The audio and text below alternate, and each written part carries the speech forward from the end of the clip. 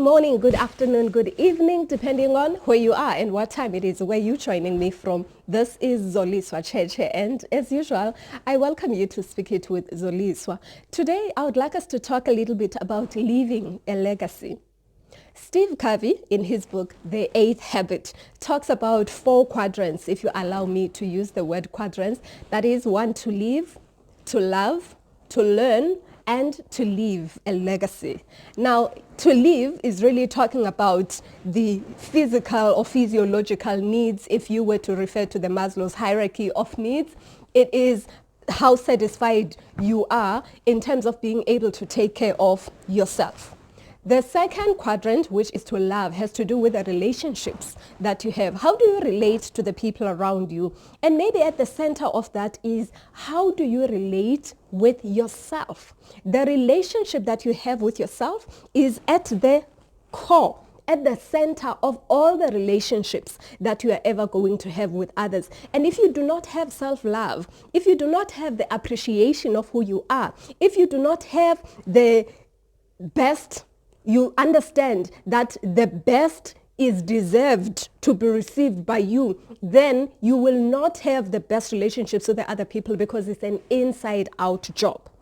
And then to learn is how stimulated you are. For example, how satisfied are you with the creative expression of your talent? Do you feel that you can do more? Do you feel that you are sort of put in some corner, tight corner, and you can't really be the best that you can? Do you feel that there are limitations in terms of you bringing out the best of what you can, be it your skills, your talents, or just the hobbies that you would like to express? Then the fourth quadrant talks about leaving a legacy. And that is what I would like us to talk about today, because it has been sparked by the fact that we are approaching the 18th of July in the next week. And in my craft, I've been invited by a number of people, a number of organizations to go and be part of the teams that are going to be having the 67 minutes observation, doing something good, serving as part of their corporate social responsibility, or just as part of the service that they would like to provide. So I know that a number of people back in the day, when I was in the corporate world, for example, on this day, people would be painting schools, they would be playing with children in orphanages, they would be visiting hospitals to pray and to serve people, doing a whole lot of different things that they don't normally do on any other day. And it is well and good to do that. But what got me thinking as I was deciding as to which of these institutions and which of these groups of people am I going to join on the 18th of July, what came to me is, what kind of a legacy am I myself going to leave when the time has come for me to no longer live in this body?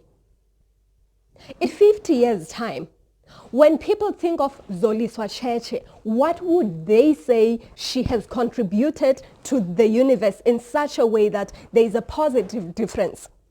What are the children and the children of our children and their children and grandchildren and great-grandchildren going to say was the contribution that you have made in their lives so as to improve the quality of living that they have? You know how innovation comes by?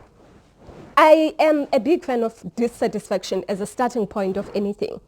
You look at what you have today and you're saying, it can get better than this. This is not enough. It can be improved. It can work more effectively and efficiently. It can work faster than it is, or it can just get better. How can it be improved? What is it that can be done to take it to the next level?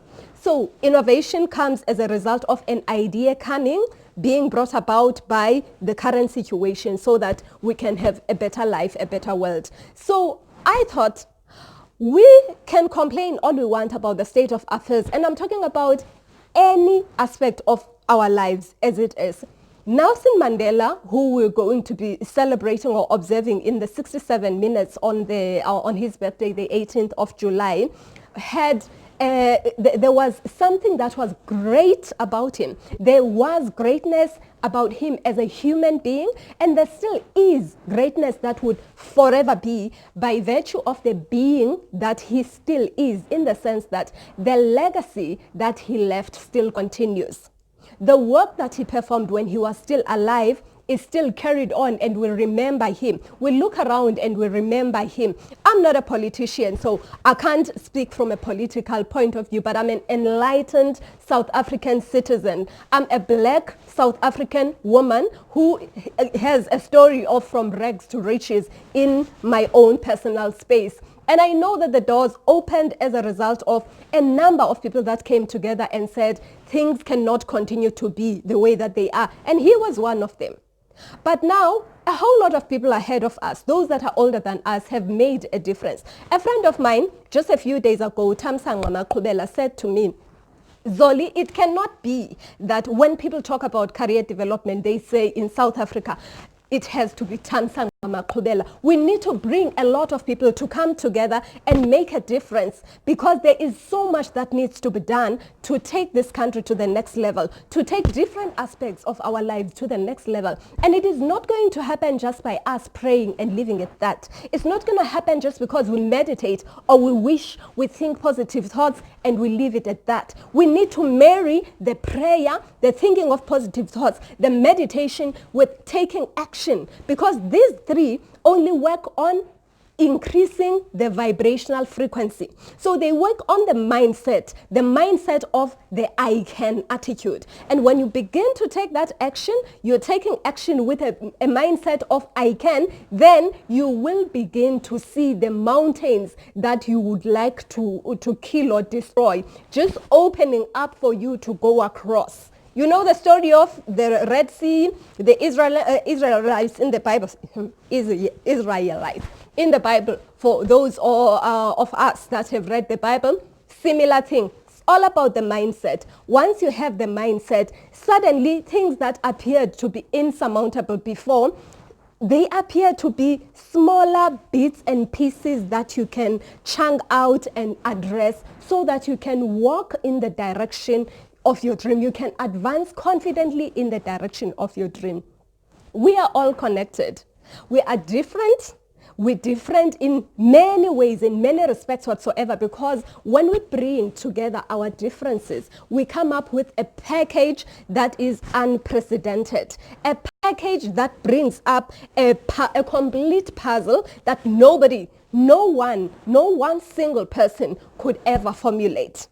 That is who we are, and that is why it is important that we begin to take action to change the state of affairs as we know it to be. If there is any area, if there's one area in your life that you are not happy with, just ask yourself, as you prepare yourself for the 18th of July and you are making a decision as to what you are going to be doing with your 67 minutes, how life-changing is it that you will be doing? Will it be coming from the soul? Or will it be just doing it because everybody else around you is doing it? Will you be making a change, an impact that is life-changing on anybody's life, whether it is today or it is for years to come? Would you be putting any form of foundation that we can refer to in the future? What is your life purpose? What are you doing here? It can't be that you just came to breathe our oxygen. Why are you here? Find out. Look around you, see what it is that irritates you, what it is that bothers you. Use the skill set that you have. Heal from what bothers you and teach others how to address it, how to get over it. And you will feel that you have connected with your purpose. As you know, I love hearing from you. Please leave your comments at the bottom here so that I know that we are together. This is Zoliswa Tshetshe, and up until the next video, keep building your dream.